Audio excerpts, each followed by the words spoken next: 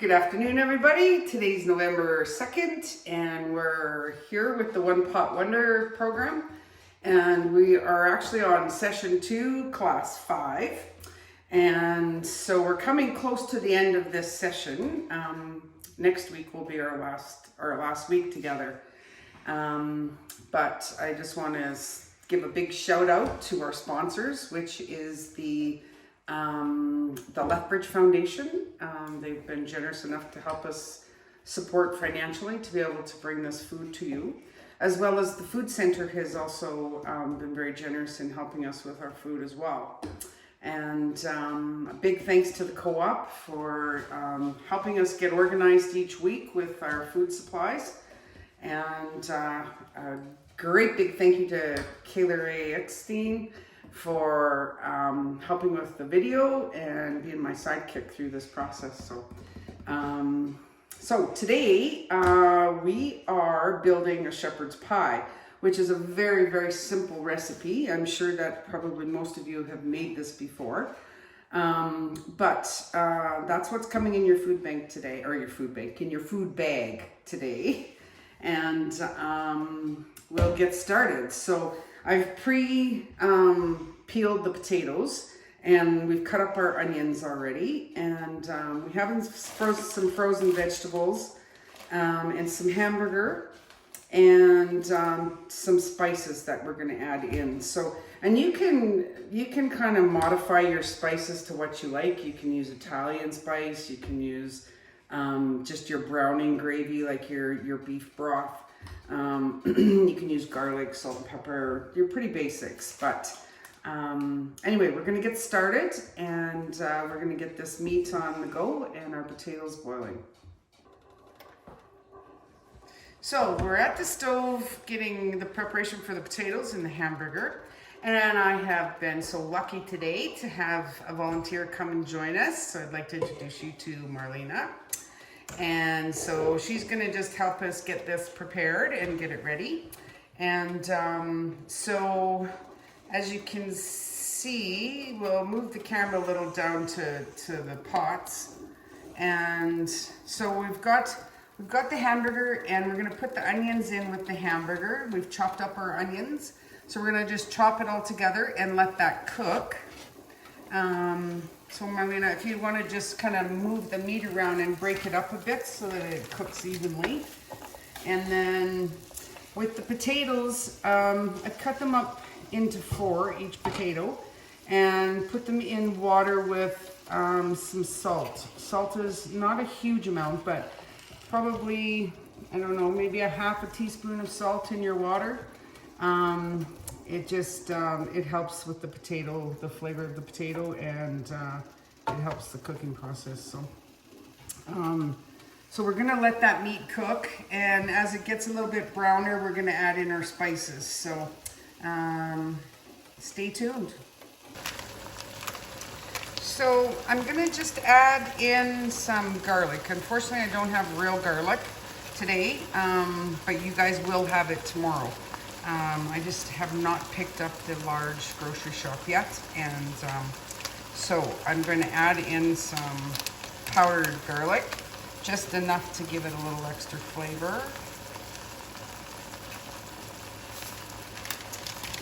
And I'm also going to add in, now this is the bouillon cube that will be in your bag.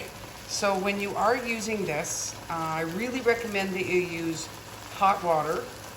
You don't need a lot. You could use probably a cup. I would use a cup to at least 2 cubes. And then you can put that inside of your meat.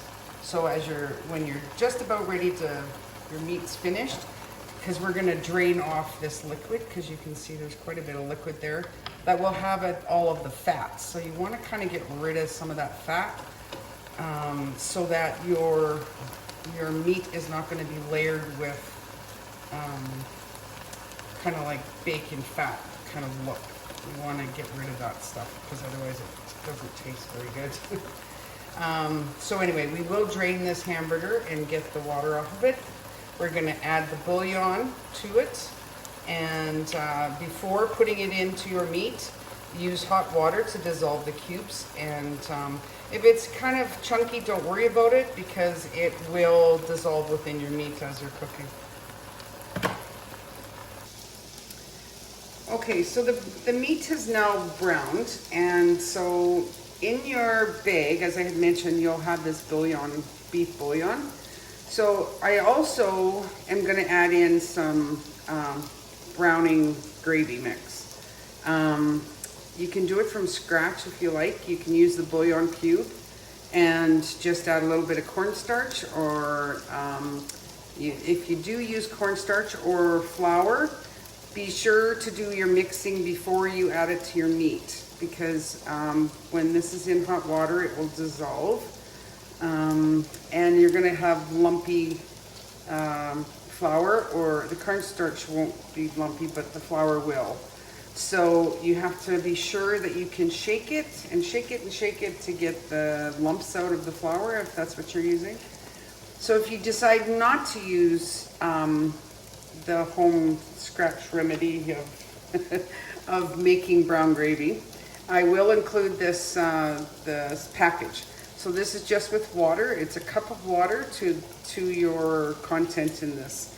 And you don't need to use your bouillon if you're going to use your browning gravy. So for today, we will use the browning gravy, and we're just going to put it in some water ahead of time to dissolve the powder, and then we will add it to our meat. So I've put in the browning gravy powdered mix, and that will help you to give you your gravy, which you can see we didn't take any of the juice off of this meat because it is a lean ground, and it was a water base from the onions that you were seeing earlier. So, so this has become your instant gravy, which I've used the one that is 25% less salt because it is quite a salty flavor. So if you don't like a lot of salt, just test it, taste it, and see what your salt level's at, and you can add a little bit of extra water, but just be sure to kind of drain it off, because you don't want it juicy and watery. You just want it about this kind of a texture. So we're gonna wait for these potatoes to finish, and then we'll mash up our potatoes. In the meantime, I'm gonna put a lid on this and just leave it on simmer. And we'll be back. Okay, so the potatoes are ready. We're just gonna strain them off so that we can get all the water off of them.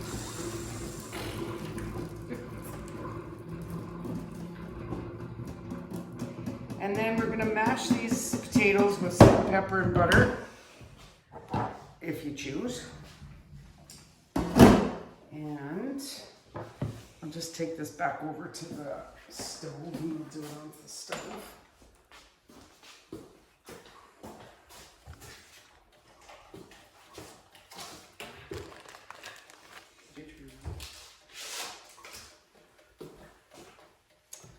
Okay, so we're going to turn these elements off, and just need to see if we have, we don't have any milk today, but that's okay. We will add some butter in.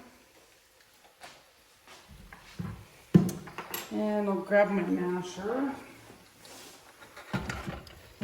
And then we're just gonna make this into a mashed or whipped potato. And we'll mash these up, and then we'll start to make the shepherd's pie. Okay, so Marlena's gonna help me to build this shepherd's pie. So you have a bag of frozen vegetables that you do not need to cook before you put it in your pot, unless you're cooking it on the stove. If you are cooking it on the stove, definitely give them a boil them on your stove, and then drain the water off, and then put them on your meat. If you're doing it in the oven to bake it, Then just make your gravy, put your vegetables on top of your meat, which Marlena will do now.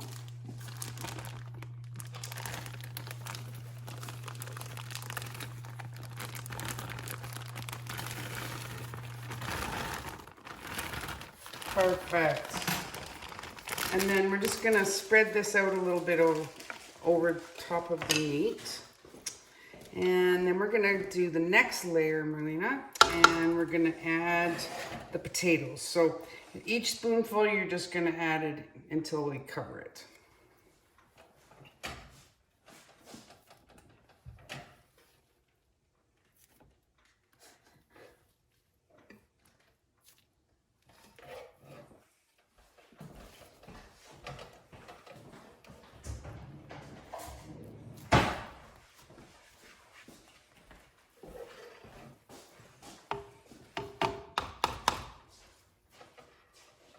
So once you have your potatoes all spread to cover your vegetables, and you could fancy it up a little bit. You could add some cheese on top, or you could add some chives like the green onions. You could just add a little bit of melted butter on the top of the potato with salt, pepper again, or you could just leave it plain.